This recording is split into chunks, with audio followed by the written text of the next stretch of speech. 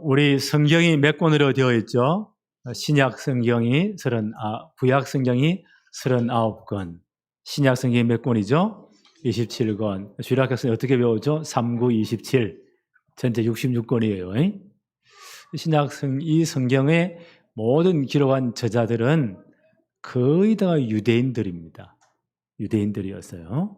66권 중에 유대인이 아닌 이방인이 기록한 성경이 있어요. 특이하죠?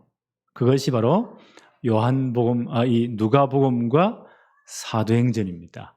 누가복음과 사도행전. 분량을 봐도 신약 성경의 한 4분의 1쯤을 차지해요. 네. 이 누가복음과 사도행전은 이 의사인 누가란 분이 기록을 했습니다.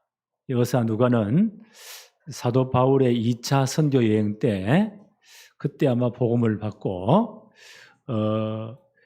바울 팀에 합류하신 분입니다. 드로아에서 이제 아시아에서 유럽으로 넘어가는 과정이에요. 그때 바울 팀에 합류한 분입니다. 평생 이제 바울의 주치 겸 바울의 몸이 굉장히 많이 상했으니까 평생 따라다니면서 주치로서 바울의 건강을 챙겼고 또한 여러 이제 일에 전도 팀으로서 사역을 감당한 분이 의사 누가입니다. 그러니까 2차 선도여행부터 해서 3차 선교여행까지를 따라다녔고요.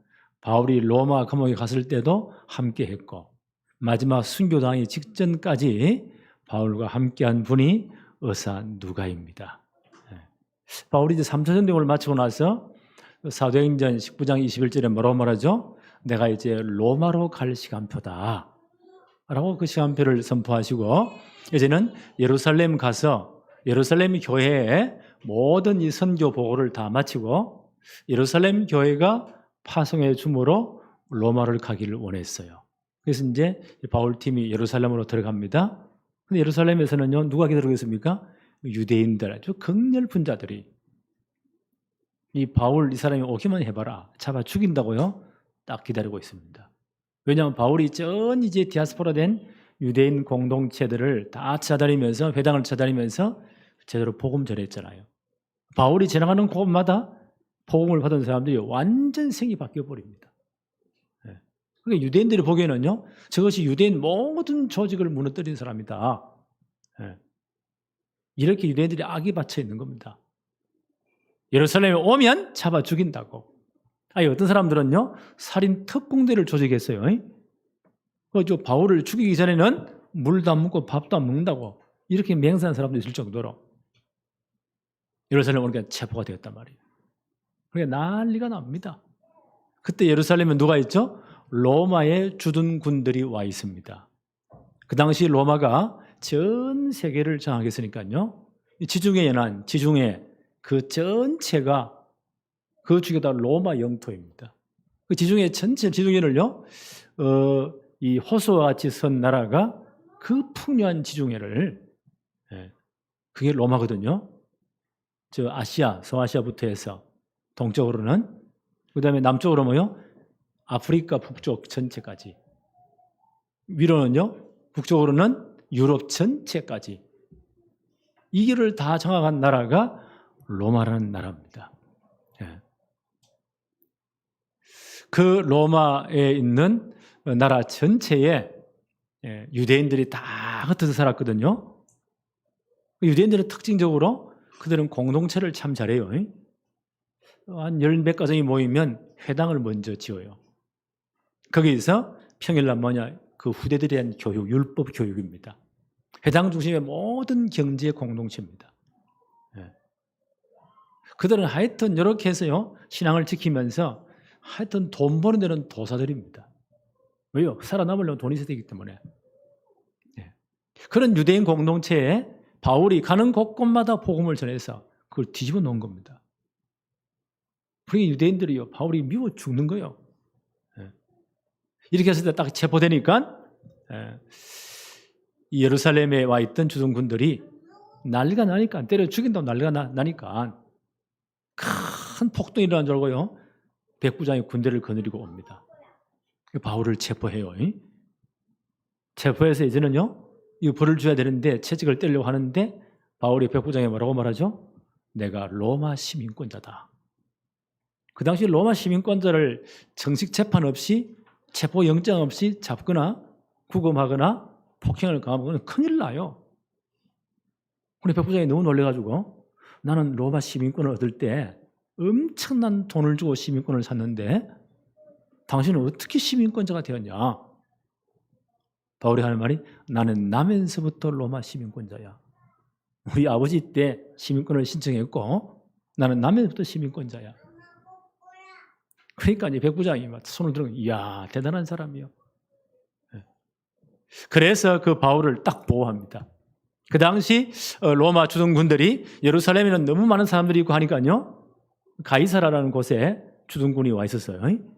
거기에 이제 감옥에 여러 가지 재판이 이제 유대인들로 재판이 벌어지니까 거기에 감금됩니다.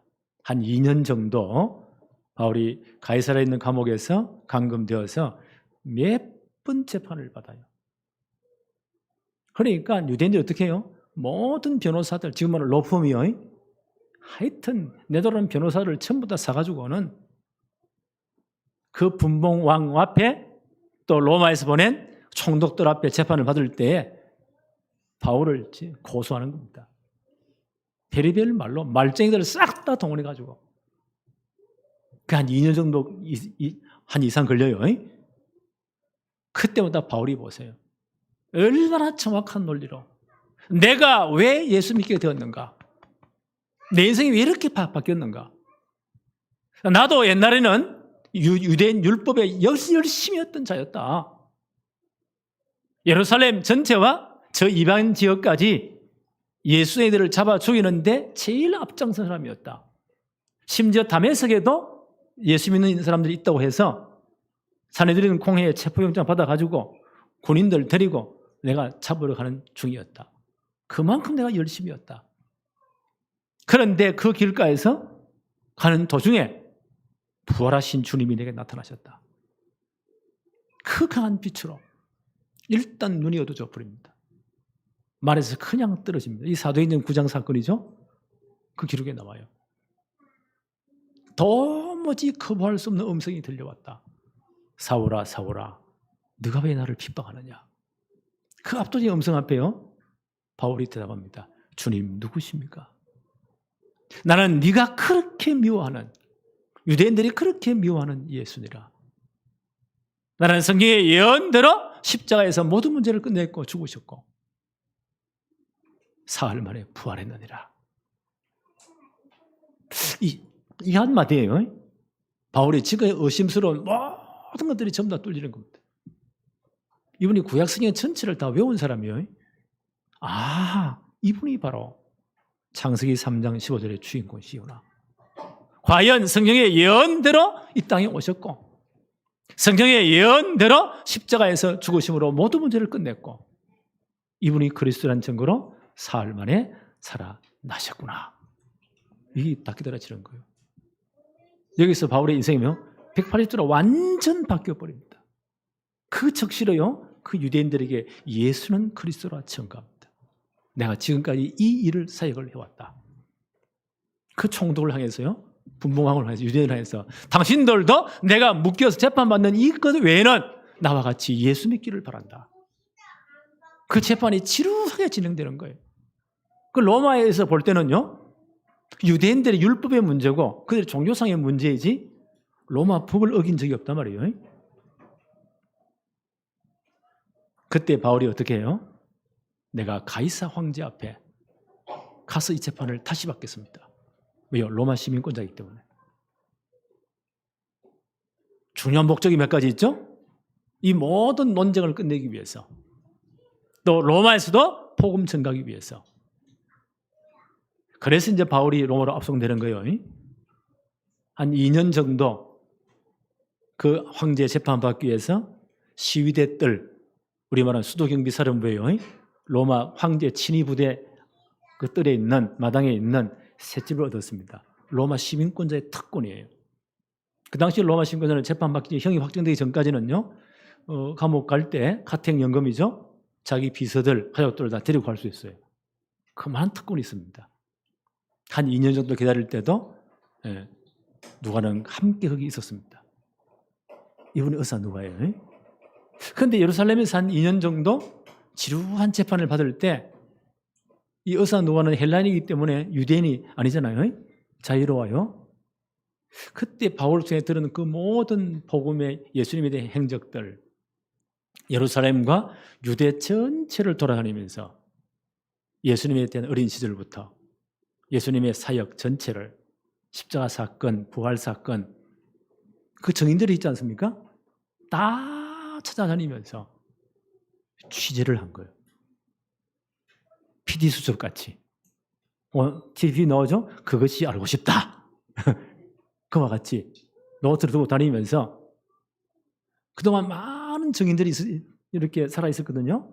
일일이 취재를 다 한 거예요. 이분이 의사이기 때문에 꼼꼼한 분이 의사는 정확히 해야 돼요.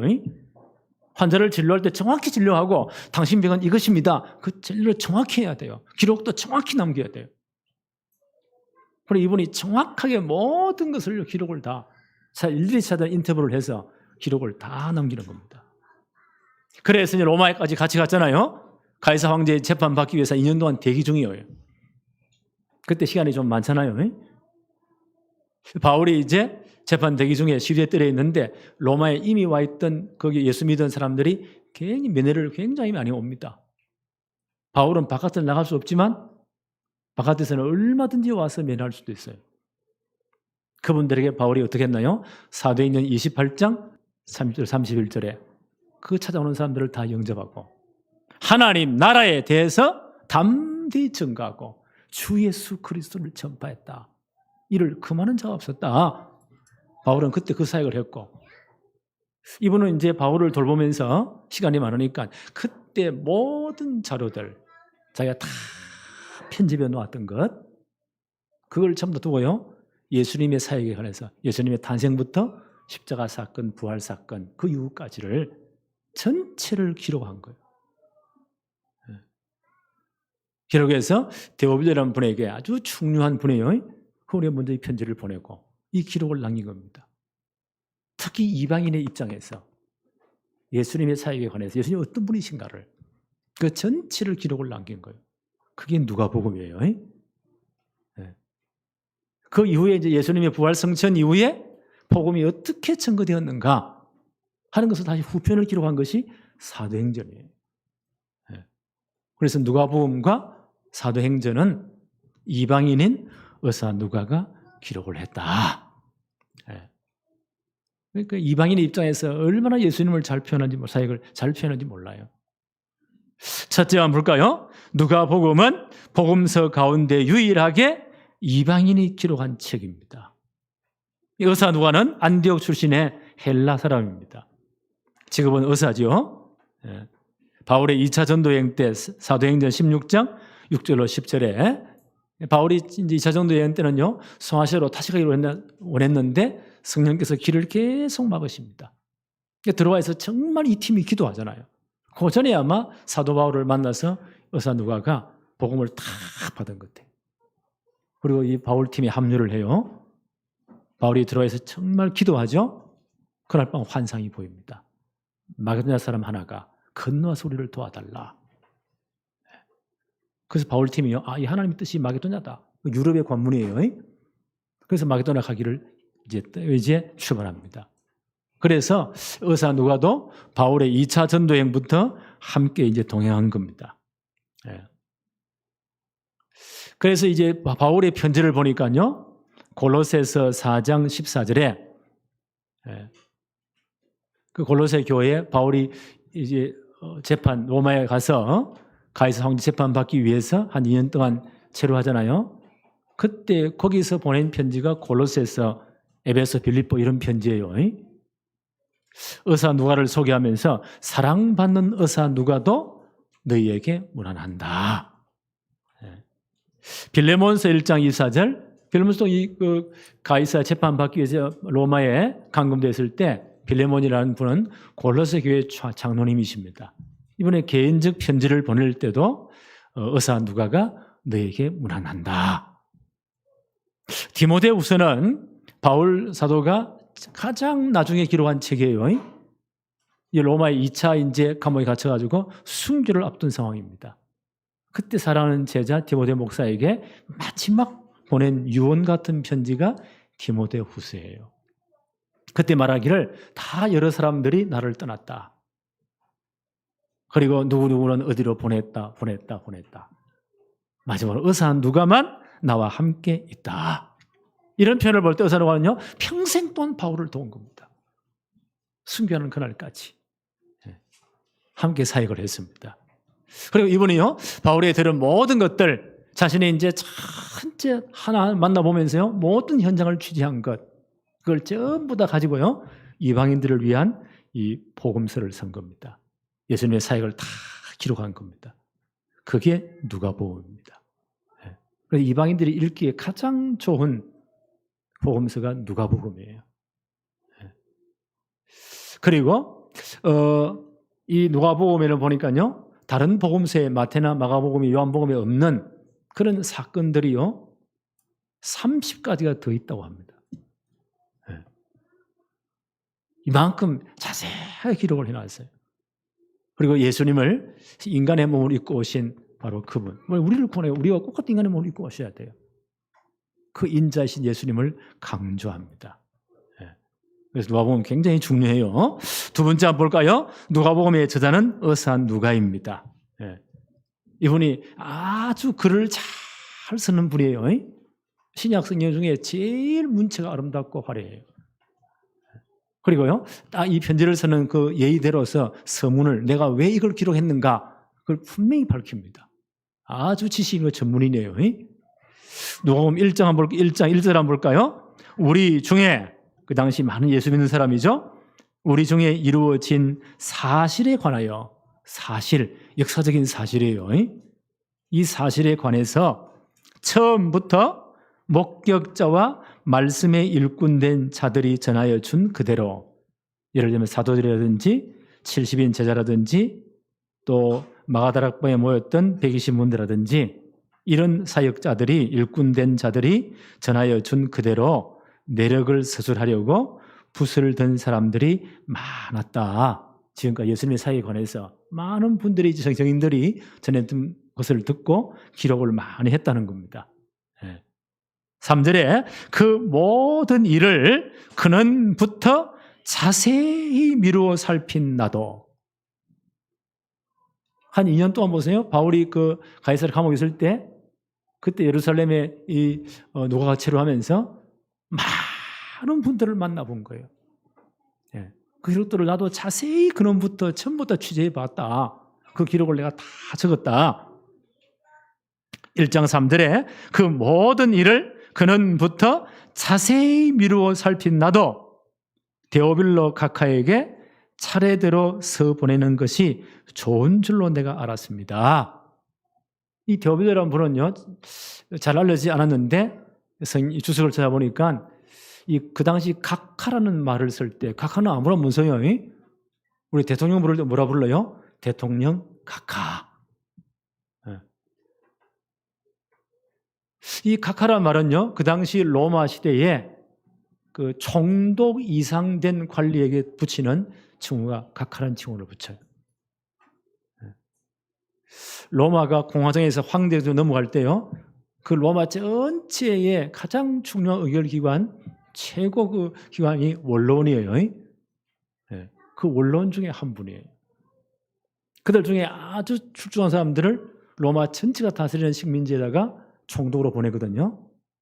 대단히 높은 사람입니다. 유명한 분입니다. 이분이 제대로 복음을 받은 것 같아요.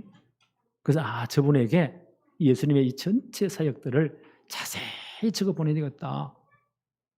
저분의 신앙이 견고해지도록, 그리고 이 책을 많은 이방인들이 읽고 진짜 그리스도를 바로 알도록 이 복음의 축복을 누려야 되겠다. 그래서 이 글을 기록했다는 거예요.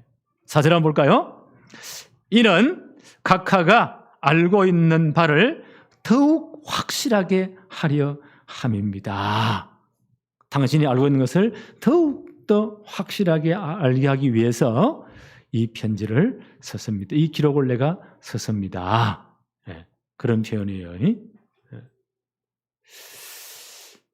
누가가 예수님에 대한 자료를 편집할 때에 그때가 바울이 어떤 때였죠? 가이사랴에 있는 거기에 감옥에 구류되어 있었죠. 재판을 2년 동안 지루하게 2년 이상 재판을 받아요. 그때 누가는 어떻게 했다고요? 유대 전체를 돌아다니면서 예수님에 대한 기록들을 다 취재를 했어요. 그것이 AD 57년에서 60년 사이 그쯤 돼요. 그러니까 이때도 예수님의 사역을 실제로 본 사람들 12제자들 가운데 많은 분들이 살아계셨고요. 70인 요원 가운데 많은 분들이 살아계셨고 또 직접 본 사람들이 거의 다 살아계셨어요.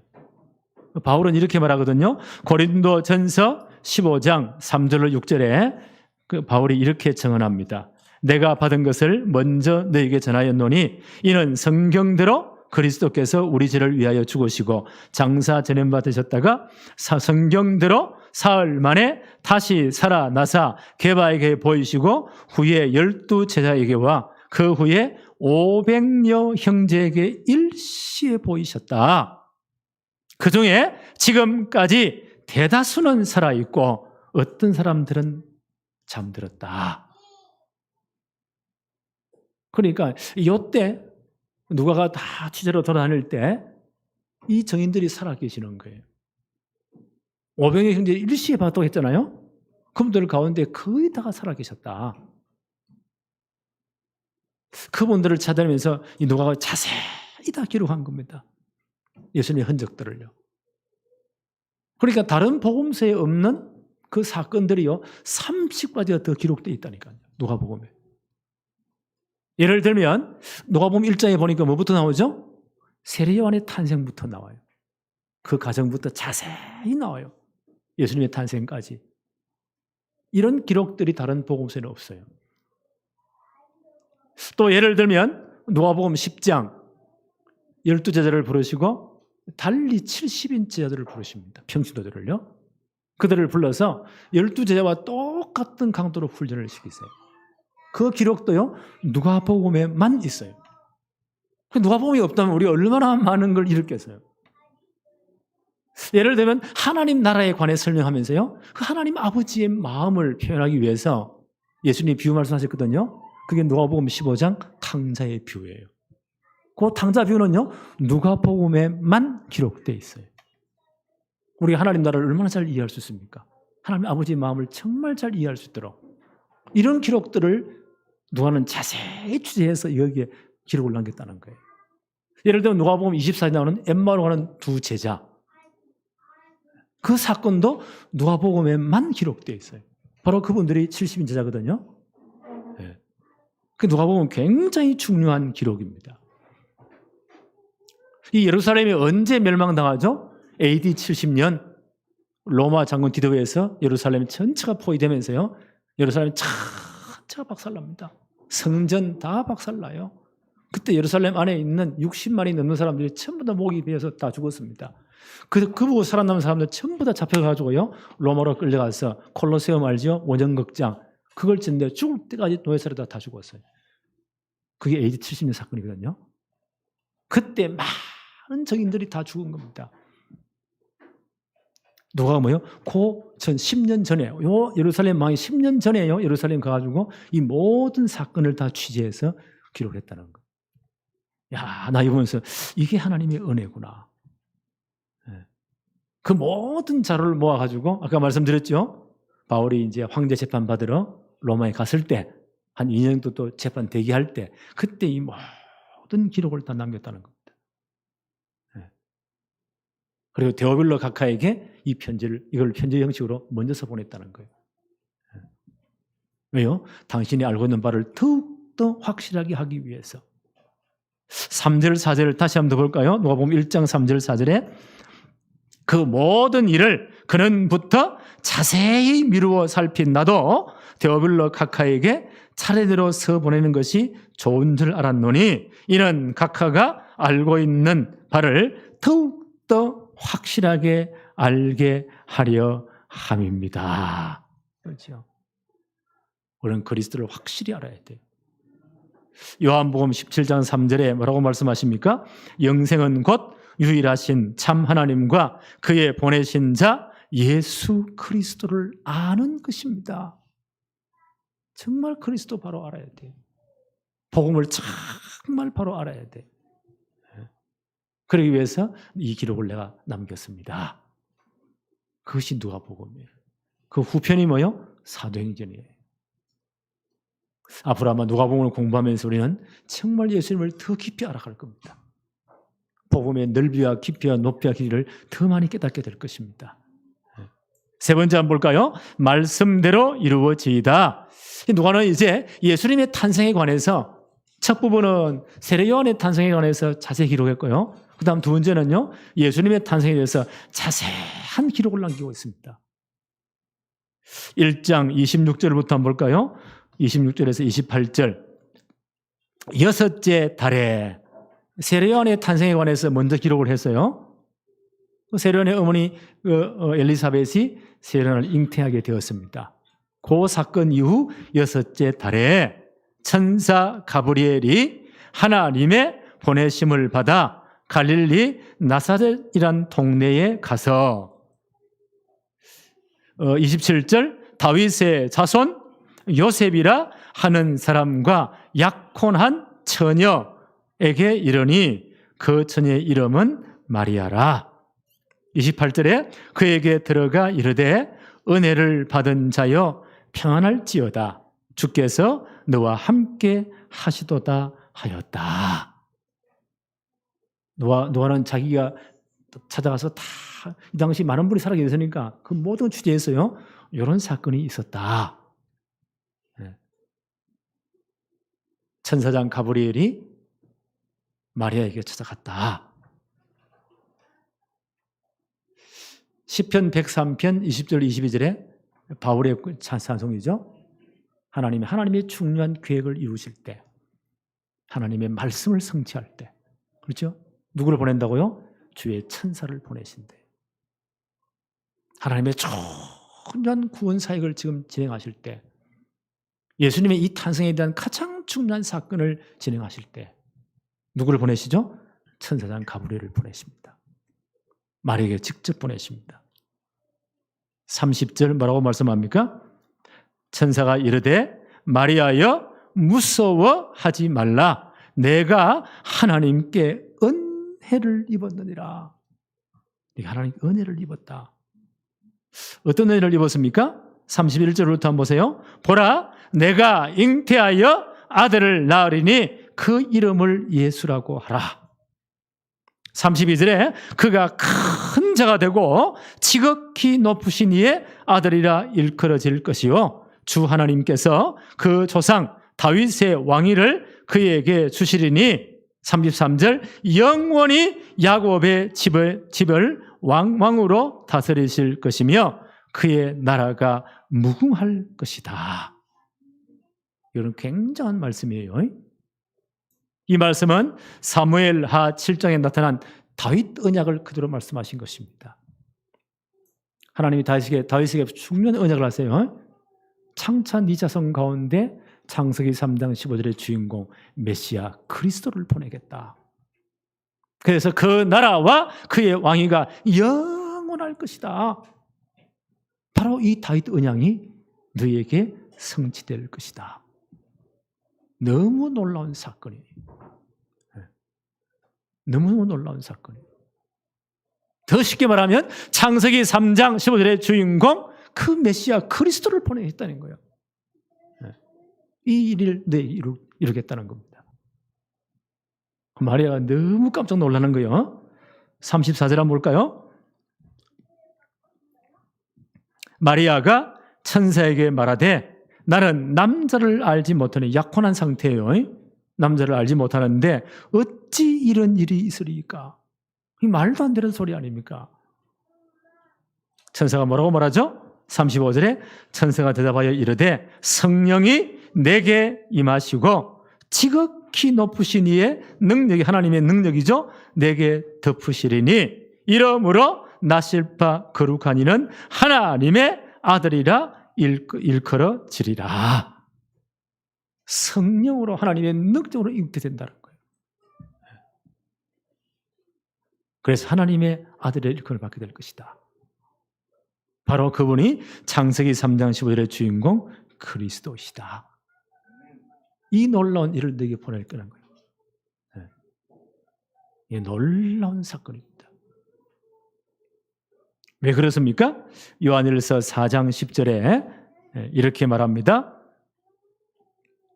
사랑은 여기 있으니 우리가 하나님을 사랑한 것이 아니요 하나님이 우리를 사랑하사 우리 죄를 속하기 위하여 화목 제물로 그 아들을 보내셨습니다. 우리 모두는 창세기 3장은 저주에 다 빠져 있습니다.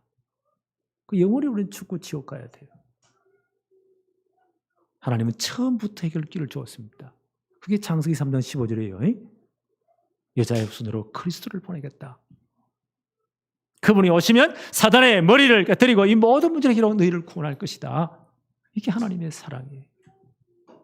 그 사랑을 표현하기 위해서 하나님의 아들을 보내시겠다. 뭘로요? 화목제물로. 하나님과 원수인 우리를 화목하기 위해서, 우리를 구원하기 위해서 하나님이 그 아들을 보내신 것이다. 이 일을 너를 통해 이루겠다는 겁니다. 로마서 5장 8절에 우리가 아직 죄인 되었을 때에 그리스도께서 우리를 위하여 죽으심으로 하나님께서 우리에 대한 자기의 사랑을 확정하셨느니라. 이 일을 이루기 위해서 하나님의 성령이 너에게 역사하셨고 하나님의 능력으로 잉태될 것이고 아들을 낳을 것이고 바로 그분이 예수 그리스도이시다. 이 엄청난 일을 이루겠다는 거예요. 어마어마한 사건이죠. 바울은 이 사실을 이렇게 기록해요. 고린도전서 15장 1절 4절에 형제들아 내가 너희에게 전한 복음을 너희에게 알게 하노니 이는 너희가 받은 것이요 또 그 가운데 선 것이라. 너희가 만일 내가 전한 그 말을 굳게 지키고 헛되이 믿지 아니하면 그로 말미암아 구원을 받을 것이다. 내가 전한 복음을 진짜대로 깨달으면 그걸 지키면 그걸 받으면 구원받을 것이다. 내가 받은 것을 먼저 너희에게 전하였노니 이는 성경대로 그리스도께서 우리 죄를 위하여 죽으시고 성경의 예언대로 오셨고요. 여자의 후손으로 나셨고 마리아의 몸을 통해 나셨고 성경의 예언대로 십자가에서 우리 모든 죄를 대신 감당하신 것입니다. 죄의 삭은 사망이잖아요. 그래서 대신 죽으셨다는 거예요. 죽으시고 장사 지낸 바 되셨다가 성경의 예언대로 이분이 그리스도란 증거로 사흘 만에 다시 살아나셨느니라. 이것이 복음의 핵심이에요. 이 사실을 진짜 믿고 예수 영접한 자는 하나님의 자녀가 되는 것이다. 구원받는 것이다. 그래서 요한복음 1장 12절에 영접하는 자, 곧 그리스도 이름, 그 이름을 믿는 자들에게는 하나님의 자녀가 되는 권세를 주신 것이다. 이 엄청난 일을 위해서 바로 성령이 네게 역사하셨고 하나님의 능력이 임해서 네가 성령으로 잉태되어서 다윗의 자손인 그리스도를 탄생하게 될 것이다. 이 엄청난 사실을 말씀합니다. 자, 이 말을 듣고 마리아가 어떻게 반응합니까? 누가복음 1장 37절 38절을 볼까요? 대저 하나님의 모든 말씀은 능치 못함이 없다. 마리아는 말하기를 내가 지금 남자를 알지 못하는 자인데 어떻게 이런 일이 일어납니까? 하나님은 능하심이 능치 못할 일이 없잖아요. 하나님의 성령의 능력이 너에게 임했고 지극히 높으신 하나님의 능력이 너에게 임해서 네가 성령으로 잉태될 것이다. 그래서 창세기 3장 15절의 주인공 그리스도를 낳게 될 것이다. 이 엄청난 하나님의 구원사를 이루어갈 것이다. 천사가 계속 말하죠. 37절에 대저 하나님의 모든 말씀은 능하지 못하심이 없느니라. 이 말씀 받고 마리아가 어떻게 고백을 해요? 38절에 마리아가 이르되 주의 여종이오니 말씀대로 내게 이루어지이다 하매 천사가 떠나가리라. 마리아 뭐라고 고백합니까? 주의 여종이오니 하나님의 말씀대로 내게 이루어지기를 바랍니다. 언약을 다 붙잡은 거예요. 그리고 이분이요, 먼 친척들은 엘리사벳은 이미 세례요한을 잉태하고 있어요. 거기에 빨리 달려갑니다. 두 분이 말씀 포럼을 해요. 말씀 포럼을 해요. 그리고 엘리사벳이 말씀을 뭐라고 결론을 내립니까? 누가복음 1장 45절 한번 보세요. 엘리사벳이 말에게 이런 말을 합니다. 45절에 주께서 하신 말씀이 반드시 이루어지리라고 믿은 그 여자에게 복이 있도다. 말을 향해서 네가 그 하나님의 말씀을 그대로 이루어지려 믿은 너가 진짜 복이 있구나. 말에는 최고 복을 받은 사람입니다. 그렇죠? 하나님은 지금도요, 말씀 받고 말씀을 믿는 사람을 통해 역사하십니다. 하나님 인격적인 하나님이세요. 하나님 우리에게 말씀을 주시고 그 말씀을 내가 언약으로 받고 그걸 진짜 붙잡고 기도하는 믿는 자에게 역사하십니다.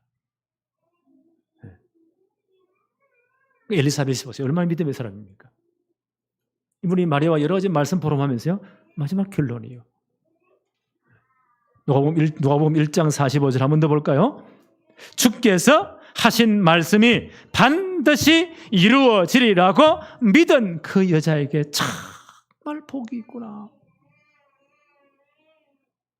나는 이 말씀 보면서요, 우리 모든 성도들이, 우리 모든 렘넌트들이 진짜 하나님의 복을 받은 사람이 되었으면 좋겠다.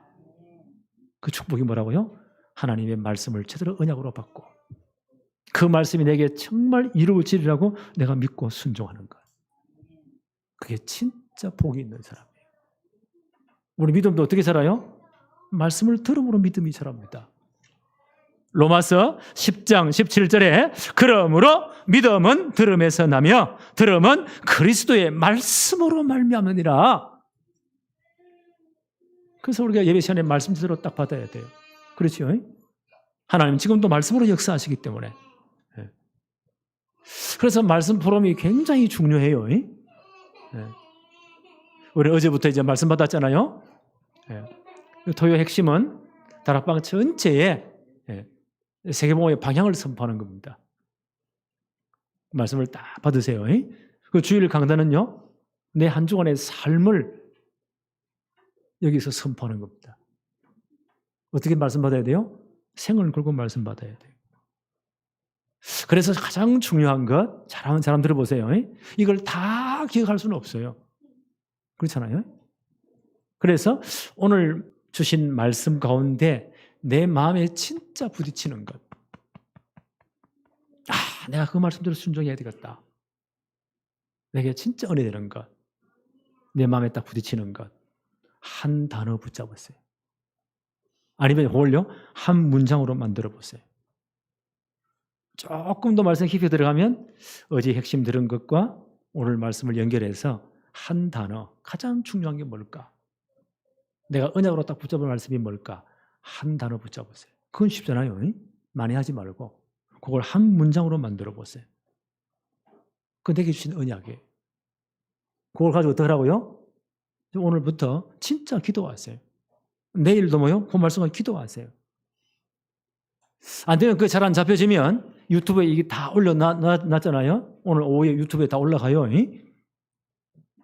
강호인 목사 치면 딱 나옵니다. 그래서 한 번 더 들어보세요. 하나님이 저 종을 통해서 오늘 내게 주시는 말씀이 뭘까? 내게 주시는 언약이 무엇일까? 라고 기대하면서 말씀을 들어보세요. 안 되면 한번 적어보세요. 제가 왜 이걸 타이핑해 줍니까? 말씀을 잘 따라오라고. 그렇죠? 보면서. 그러면서 내게 주신 말씀, 내가 언약으로 붙잡을 말씀 한 문장으로 표현해 보세요. 그걸 붙잡고 진짜 기도해 보세요. 그 말씀이 성취되도록. 그래서 내게 주신 언약을 붙잡는 것을 말씀 편집이라고 해요. 그걸 내 마음에 담고 늘 기도하는 겁니다. 생각날 때마다. 그걸 말씀 설교라고 해요. 그리고 그 말씀이 내 현장에 진짜 성취되도록, 내가 만난 사람이 이 말씀이 전달되도록, 내 현장에 말씀이 성취되도록 특히 안 믿는 사람 만나면 어떻게 말씀을 전달해 볼까? 또 주위 사람이 어떻게 이 말씀을 나눌까? 그걸 한번 계획해보고 기도해 보세요. 그걸 말씀 디자인이라고 해요. 이렇게 우리가 한 주간 살아가면요, 처음에는 이게 잘 안 돼요. 점점 연습하면 돼요. 그래 되면요, 어떤 일이 생기느냐? 내가 있는 현장에서 제대로 말씀 인도를 받는 삶이 돼요. 이게 성령의 인도예요. 내가 진짜 말씀 성취 축복을 진짜 누리는 삶이 돼요. 히브리 기자는 뭐라고 말했죠? 히브리 4장 12절에 하나님의 말씀은 살아있고 운동력이 있어 좌우에 날선 어떤 검보다 예리해서, 그 당시 성경에서 날선 검은요, 수술칼이에요. 수술할 때 칼로 쓰는 굉장히 예리한 칼입니다. 그래 수술을 하잖아요.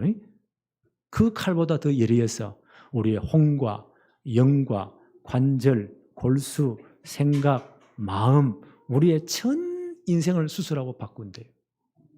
다시 한번, 하나님의 말씀은 살아있는 말씀. 왜? 하나님 지금도 말씀으로 역사하기 때문에. 하나님의 말씀은 살았고 능력이 있어서 좌우에 어떤 예리한 칼보다 예리해서 수술 칼과 같다는 거예요. 그래서 우리의 영과 혼과 관절, 골수, 생각, 마음, 우리의 전 인격을 바꾼대요.